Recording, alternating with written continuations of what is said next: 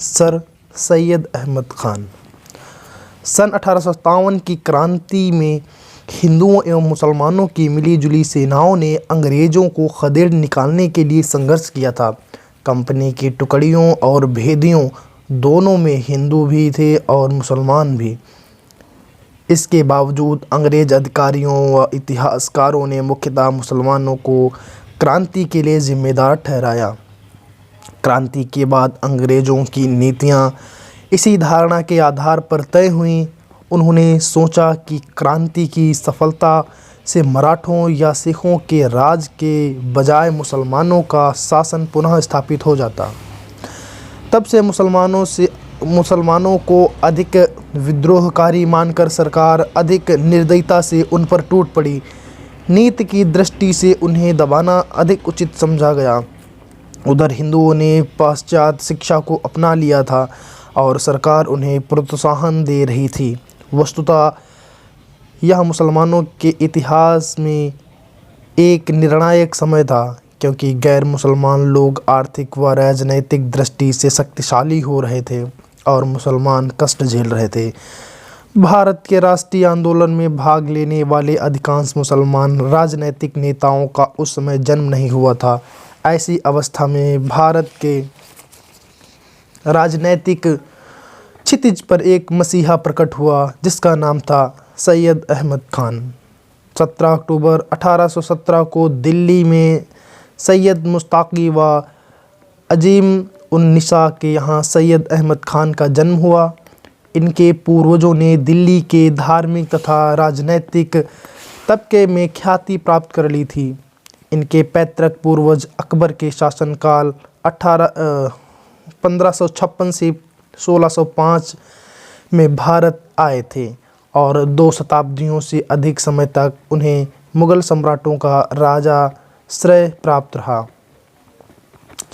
सन 1754 में आलमगीर द्वितीय ने सैयद अहमद के दादा सैयद हादी को जव्वाद अली खान की उपाधि दी और उन्हें 1000 पैदल सिपाहियों तथा 500 घुड़सवारों वाला मनसबदार नियुक्त किया।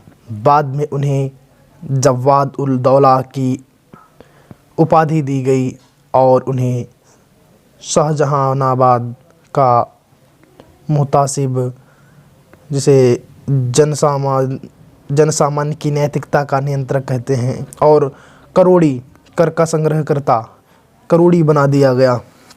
सन 1774 में उन्हें काजी ए लश्कर मतलब सेना का न्यायाधीश भी बना दिया गया।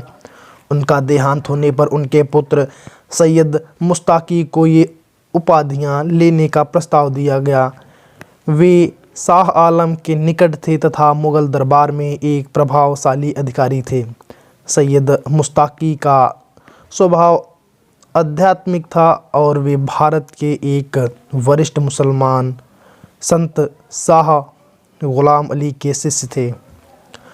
सैयद अहमद के मातृक पूर्वजों में उनके नाना ख्वाजा फरीदुद्दीन अहमद तथा नाना के भाई ख्वाजा नजीबुद्दीन 1747 से 1828 ने सर्वाधिक प्रतिष्ठा पाई। बाद में शाह फिदा हुसैन के नाम से जाने गए ख्वाजा नजीब एक महान मजजूब ऐसा व्यक्ति जिसने प्रभु से चिंतन में स्वयं को भुला दिया हो, मजजूब माने जाते थे। एक महान मजजूब माने जाते थे। ख्वाजा फरीदुद्दीन एक महान गणितज्ञ, विद्वान तथा प्रशासक के रूप में प्रसिद्ध हुए तथा उन्होंने ईस्ट इंडिया कंपनी तथा मुग़ल सरकार दोनों में ही सम्माननीय पद प्राप्त किए। सन 1803 में लॉर्ड वेलेस्ली ने उन्हें राजनयिक उद्देश्यों से पहले फारस, जिसे ईरान कहते हैं, तथा फिर आवा, जो अब म्यांमार है, वहाँ भेजा। उन्होंने ये दोनों कार्य सफलतापूर्वक संपन्न किए। सन 1815 में और पुनः 1819 में ख्वाजा फरीदुद्दीन ने मुग़ल साम्राज्य की प्रधानमंत्री के रूप में सेवा की। इस पद पर अपने पहले कार्यकाल में उन्हें दबीरुद्दौला, अमीन उल मुल्क, मुस्लाह जंग, राज्य के ज्ञान, राज्य के संरक्षक, युद्ध के सुधारक की उपाधि दी गई। राजघराने की आय तथा व्यय में संतुलन बनाने के प्रयत्न में दीवान-ए-आम की सेना की छत बाजार में बेची गई तथा सिक्के बनाने के लिए तांबे का प्रयोग किया गया। इन उपायों से दरबार के कुछ तबके नाराज हो गए और उन्हें त्यागपत्र देना पड़ा। ख्वाजा फरीदुद्दीन न केवल एक राजनीतिज्ञ थे अपितु एक चिंतक भी थे और एक रसूल शाही संत मक्का शाह के शिष्य थे। प्रभाव क्या रहा है? सैयद अहमद खान का पालन पोषण अपने नाना के घर में हुआ, जहां मुगल दरबार का संपर्क था और अंग्रेज़ों के प्रति निष्ठा की परंपरा भी। उनके चरित्र तथा व्यक्तित्व के निर्माण में उनकी माता के परिवार का बड़ा योगदान था। अजीम उन्निसा ने अपने पुत्र में ऊंचे आदर्श तथा गंभीर यथार्थवाद पैदा किए। उन्होंने उसे कुछ प्राथमिक पुस्तकें तथा कुरान के कुछ अंश पढ़ाए। वे शिष्टाचार तथा अनुशासन के बारे में विशेषतः सावधान थीं। 12 वर्ष की आयु में सैयद अहमद ने एक वयोवृद्ध नौकर को तमाचा मार दिया। जब उनकी माता को इसका पता चला तो उन्होंने सैयद अहमद को घर से बाहर निकाल दिया। 3 दिन बाद उस नौकर से क्षमा मांगने के बाद ही उन्हें घर आने दिया गया। उनकी सहज बुद्धि का तथा अंधविश्वासों से घृणा का सैयद अहमद पर गहरा प्रभाव पड़ा।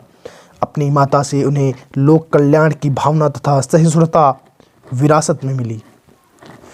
सैयद अहमद के जीवन पर एक और बड़ा प्रभाव उनके मामा ख्वाजा ज़ैनुद्दीन खान का, जिनकी प्रतिभा बहुमुखी थी तथा उन्हें संगीत से गणित तक और खगोल शास्त्र से पतंगबाजी तक में विविध रुचि थी। बाल्यावस्था में सैयद अहमद मुगलिया महल के शहजादों को अत्यंत प्रिय थे। वे उनके साथ बहुत सारे खेल खेलते थे। दरबार में संगीत, हस्तलेख कला, हाथी दांत पर सूक्ष्म चित्रकला तथा काव्य रचना आदि ललित कलाओं का खूब प्रचलन था। दरबारियों के प्रिय खेल थे मुर्गे लड़ाना, बुलबुल तथा बाज पालना और कबूतरबाजी। पैसों तथा समय की कोई कीमत न थी। शहजादों के साथ रहने वाले सैयद अहमद को मुग़ल दरबार के अंतिम दिनों की शान शौकत देखने का अवसर मिला। सैयद अहमद की बुद्धि सचेत एवं सुग्राही थी। वे अक्सर बड़े गंभीर और अन्वेषक प्रश्न पूछते। जब वे 6 वर्ष के थे तब एक दिन वे दौड़ते हुए अपने नाना की बैठक में आए। उन्होंने जनरल ओक्टरलोनी को अपने नाना से बात करते देखा। वे बाहर जाने के लिए मुड़े परंतु उन्हें बुला लिया गया। जनरल ने प्रेम से उन्हें अपनी गोद में बैठाया। सैयद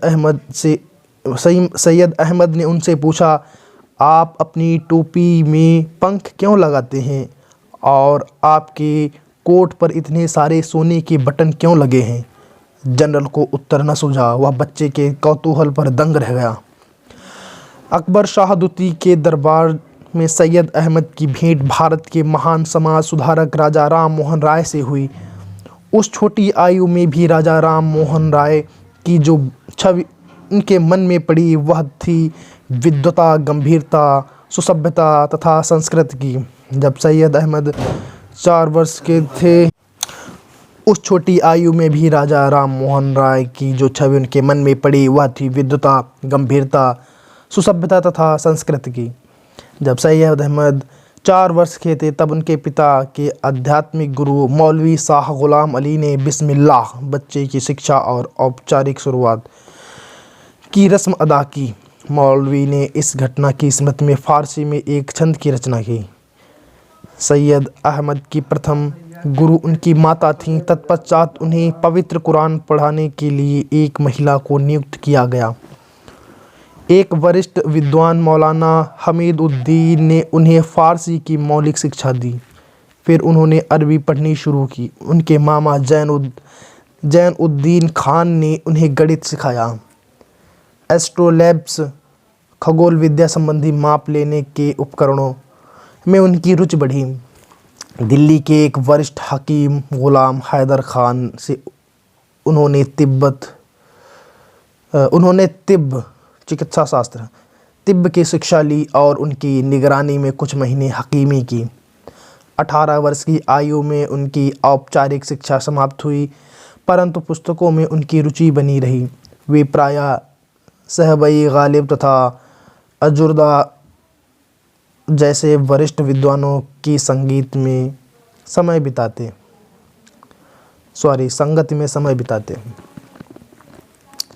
अब नौकरी में जब गए तब सन 1838 में सैयद मुश्ताकी के निधन के बाद राजा से मिलने वाली पेंशन बंद हो गई।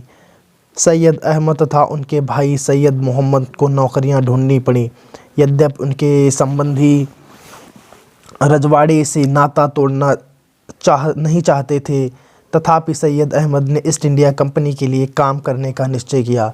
उन्होंने दिल्ली के सदर अमीन मुख्य प्रशासक मौलवी खलीलुल्लाह के यहाँ प्रशिक्षण लिया तथा शीघ्र ही सरिस्तादार नियुक्त किए गए।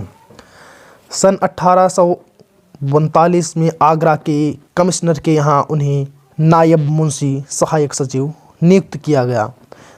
सर अहमद ने 1840 में भारत के शासकों की एक तालिका जाम-ए-जुम प्रकाशित की।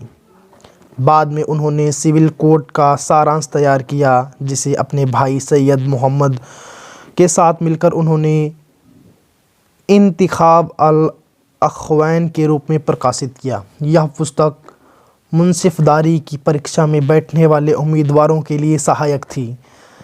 सन 1841 में एक योग्यता परीक्षा की सफलतापूर्वक पास करके सैयद अहमद मैनपुरी में मुंसिफ नियुक्त हुए। नियुक्ति के 2 सप्ताह में ही इनका तबादला फतेहपुर सीकरी हो गया, जहां उन्होंने 4 वर्ष बिताए।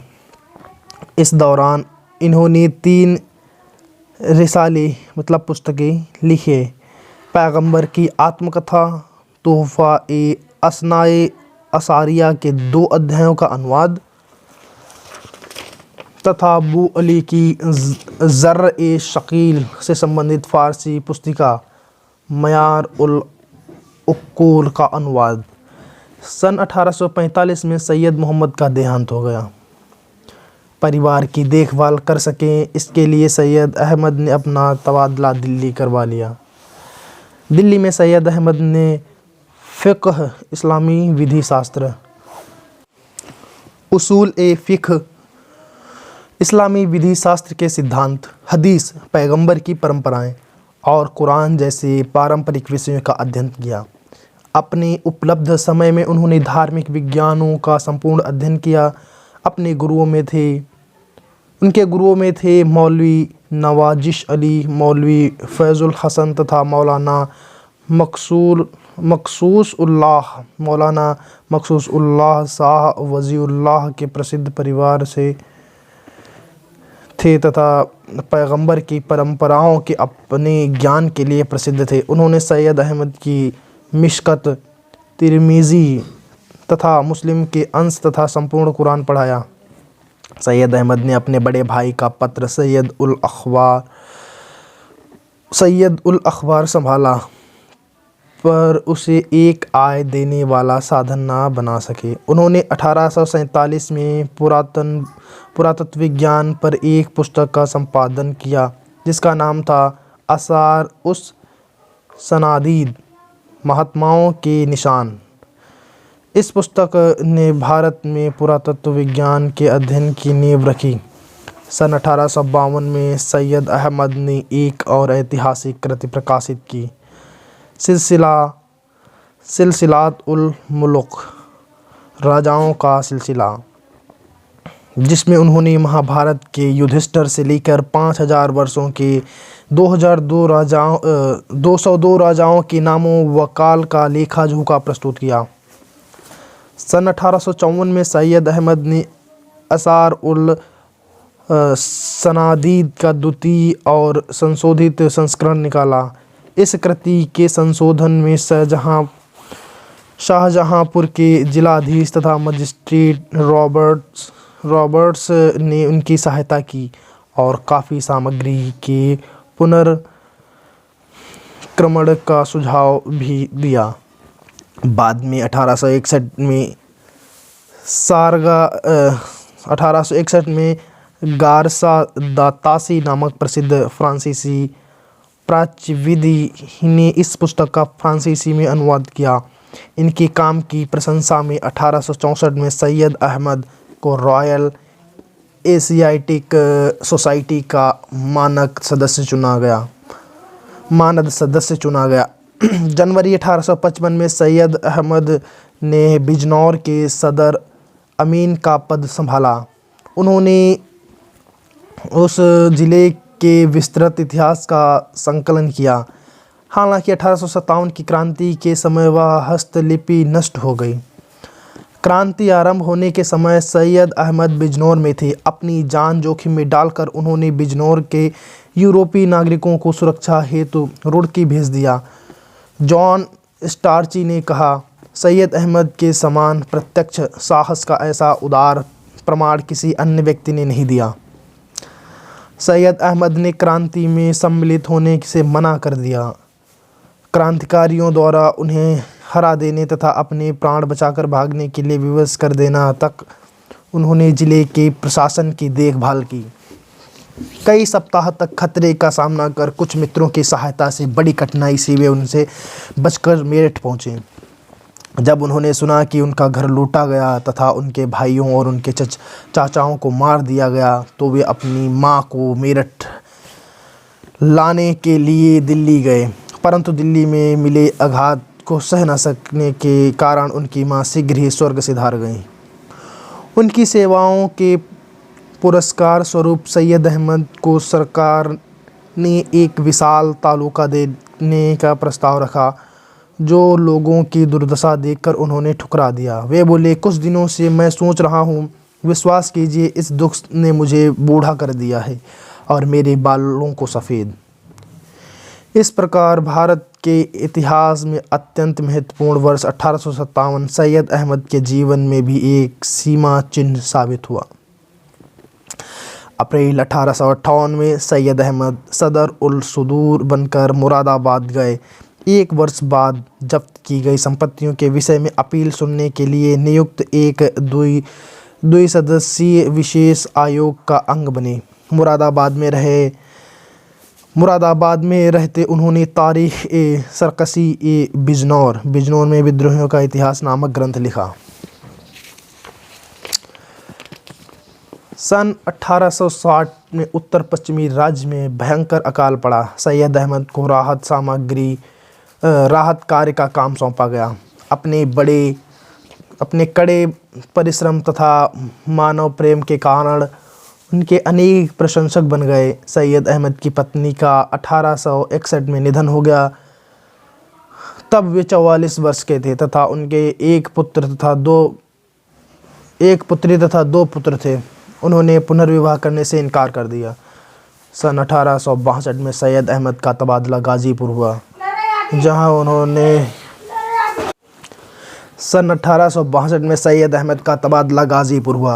उन्होंने तबीइन उल कलाम की रचना की, जिसमें धर्मों का तुलनात्मक अध्ययन था। सन 1864 में उनका तबादला अलीगढ़ हुआ।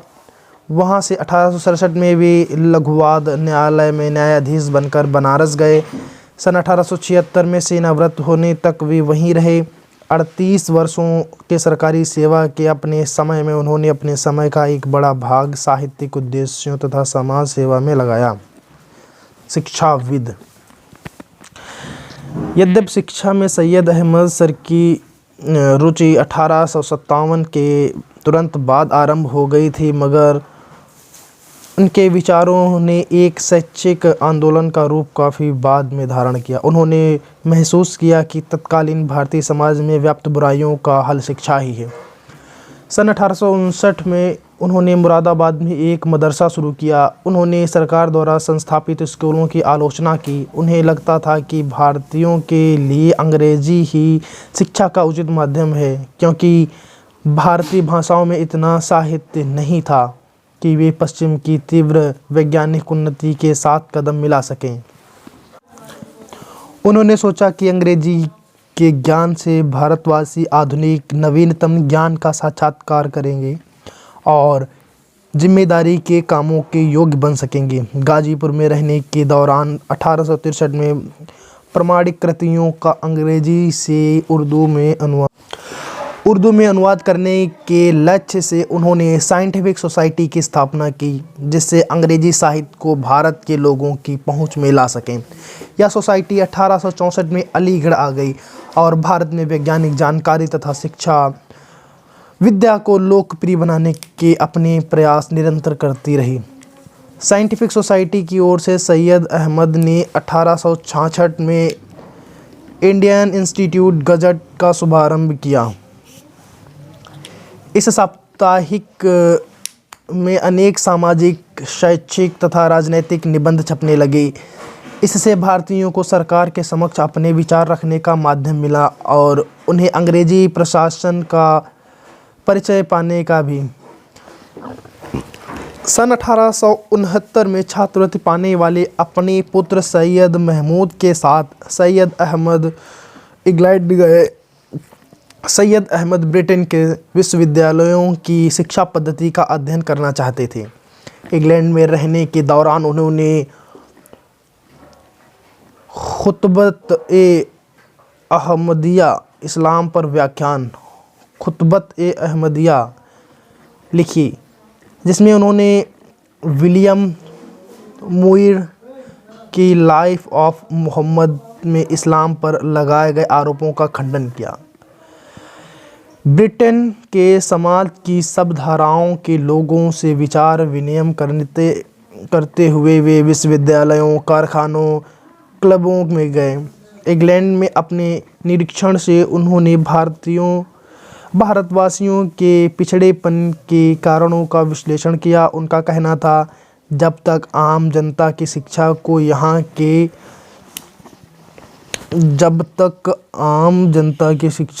यहाँ के समान इतना बढ़ावा नहीं दिया जाता, तब तक एक देशवासी का सभ्य सम्मानित हो पाना असंभव है।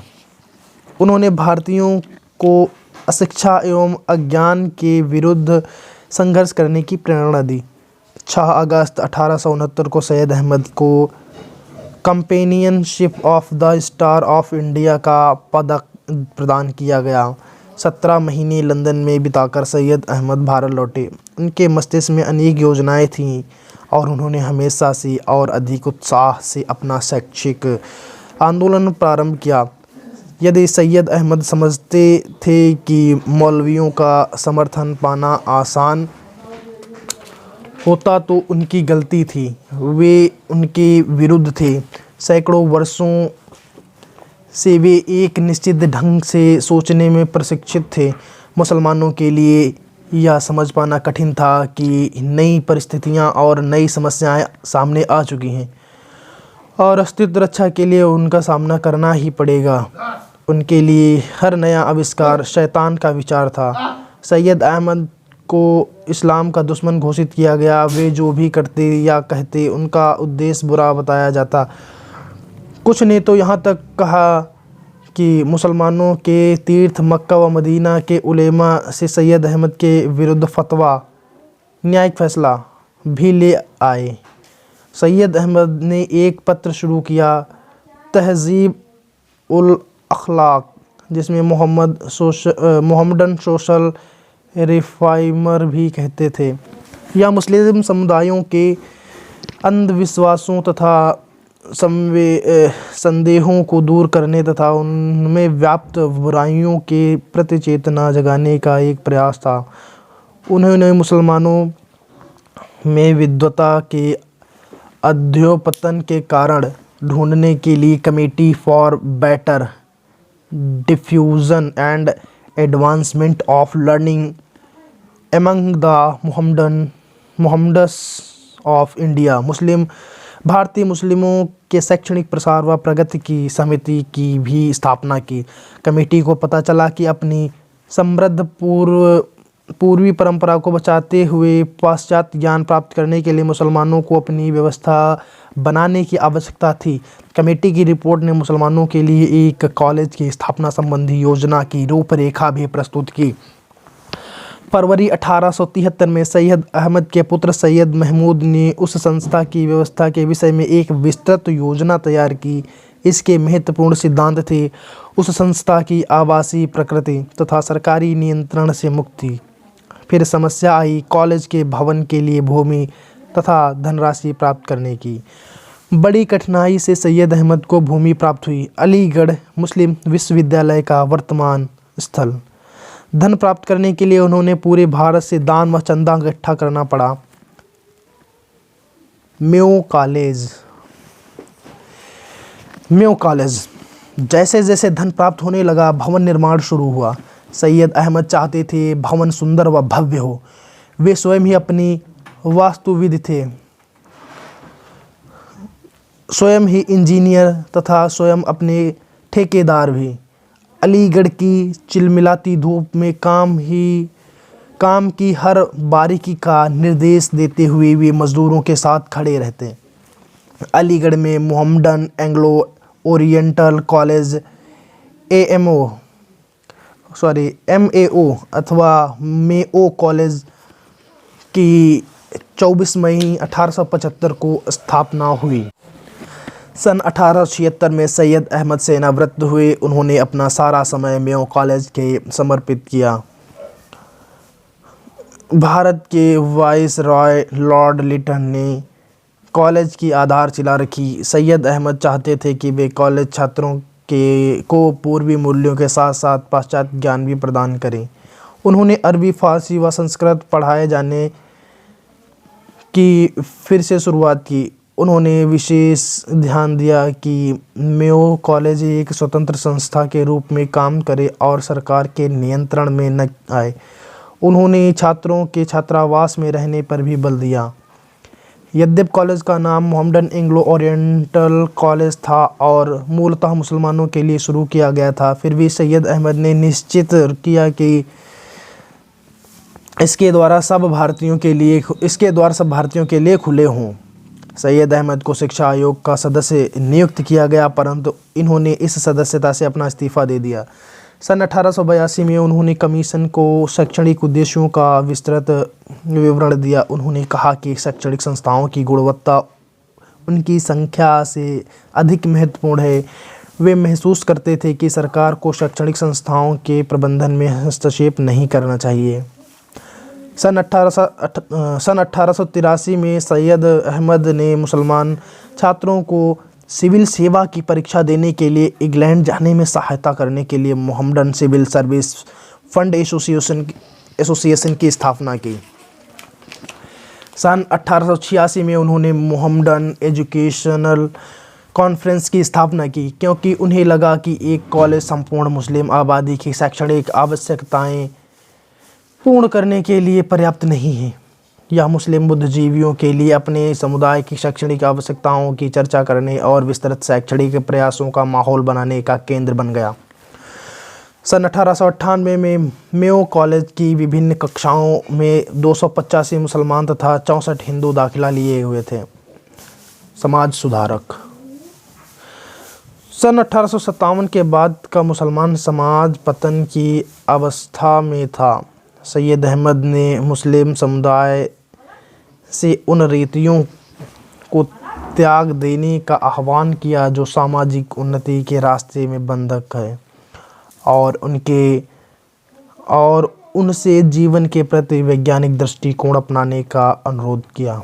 संकीर्णतावादी मुसलमानों के विरोध के बावजूद सैयद अहमद सामंती प्रथाओं, कट्टरता और अपने मौलिक अर्थ खो चुके रिवाजों के अंधानुसरण में विरोध में लिखते रहे। उन्हें लगा कि केवल शिक्षा और तर्क ही अन्य संस्कृतियों के विषय में भ्रांतियों को मिटा सकते हैं। उन्होंने अपने लोगों में सहिष्णुता, व्यापक दृष्टिकोण, आत्मसम्मान, निस्वार्थ भाव तथा आत्मनिर्भरता का तत्व पैदा करने की चेष्टा की। अब आती है राजनैतिक विचारधारा।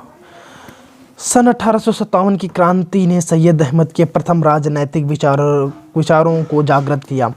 क्रांति के कारणों का उनका विश्लेषण उनकी राजनैतिक विचारधारा का आधार बना।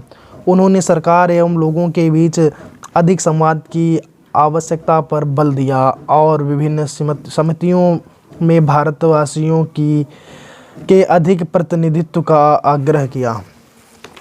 सन 1878 में लॉर्ड लिटिल ने 2 वर्ष के लिए उन्हें वायसरॉय की परिषद का सदस्य मनोनीत किया। लॉर्ड रिपन ने उनकी अवधि बढ़ा दी। उन्होंने जन कल्याण के विषयों में सक्रिय भाग लिया। लॉर्ड डफरिन ने 1887 में सैयद अहमद खान को लोक सेवा आयोग का सदस्य बना दिया। अपने काल में उन्होंने सांविधिक सेवा सर्विस को बरकरार रखने के लिए संघर्ष किया ताकि भारतीय ऊंचे पदों पर आरूढ़ हो सकें।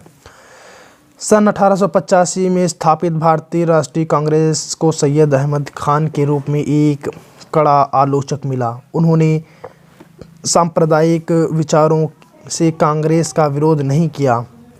वे चाहते थे कि मुसलमानों को राजनीति में घुसने के बजाय अपने समाज की शिक्षा व उन्नति पर ध्यान केंद्रित करना चाहिए।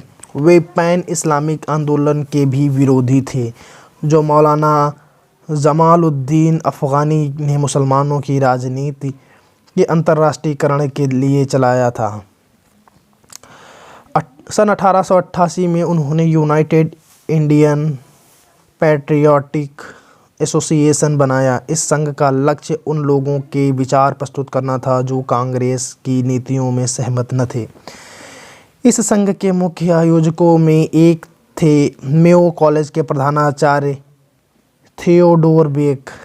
इसी वर्ष सैयद अहमद से मोहम्मडन नेशनल कॉन्फ्रेंस में शामिल होने को कहा गया। उन्होंने मना कर दिया और पुनः इस बात पर बल दिया कि मुसलमानों को राजनीतिक आंदोलनों में शामिल नहीं होना चाहिए। आखिरी पड़ाव स्वर्गवास।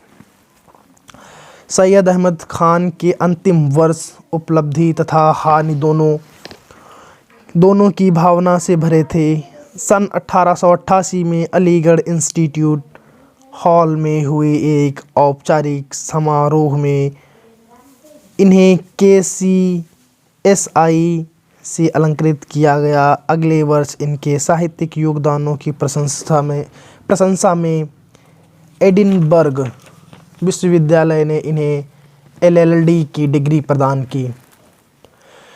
सन 1879 में मेयो कॉलेज के प्रबंधन को सुनियोजित करने के लिए उन्होंने ट्रस्टीज़ बिल बनाया।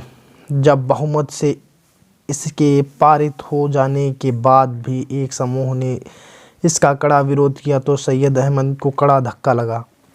सन 1895 में जब कॉलेज के प्रधान लिपिक ने न्यासियों के हस्ताक्षरों की जालसाजी करके कॉलेज के कोष का गबन किया तो वे और भी हताश हो गए। सैयद महमूद की बीमारी ने भी उन्हें तोड़ दिया। निजी शौक के बावजूद वे जनता की समस्याओं पर विचार करते रहे। थोड़ी सी बीमारी के बाद 17 मई 1898 को सैयद अहमद स्वर्गवास सिधार गए। सैयद अहमद का शैक्षणिक आंदोलन उनकी विभिन्न समस्याओं को सुलझाने का प्रयास था। उच्च वर्ग के मुसलमानों की संकीर्णता नष्ट करके, उनके पूर्वाग्रहों को मिटाकर तथा पाश्चात्य विचारधारा को अपनाने व आत्मसात करने के द्वारा उन्होंने आत्मसम्मान की भावना को पुनः स्थापित किया तथा अंग्रेज़ों एवं मुसलमानों के बीच राजनीतिक निकटता लाने में भी सफल रहे। सैयद अहमद खान के निधन से मुसलमानों के नेतृत्व में एक विशाल शून्य पैदा हो गया। उनकी मृत्यु के बाद मुसलमानों को लगा कि वे सच्चे अर्थों में अनाथ हो गए हैं। उनके स्वर्गवास पर मुसलमानों की ऐसी प्रतिक्रिया हुई जो सैयद अहमद को प्रसन्न कर देती। उन्होंने मुहसिन उल मुल्क के अधीन एक स्मृति कोष समिति बनाई जिसका लक्ष्य था मेयो कॉलेज के विश्वविद्यालय में परिणत होने का रास्ता तैयार करना ताकि उनके नेता की मूल आशा तथा लक्ष्य पूरा हो जाएं। उन्नति की आवश्यकता तथा उनके लिए काम करने के साहस के सैयद अहमद के संदेश ने उन्हें सचमुच प्रेरित किया था। तो ये थी कहानी सर सैयद अहमद ख़ान की, जो एक महान व्यक्तित्व भी हैं।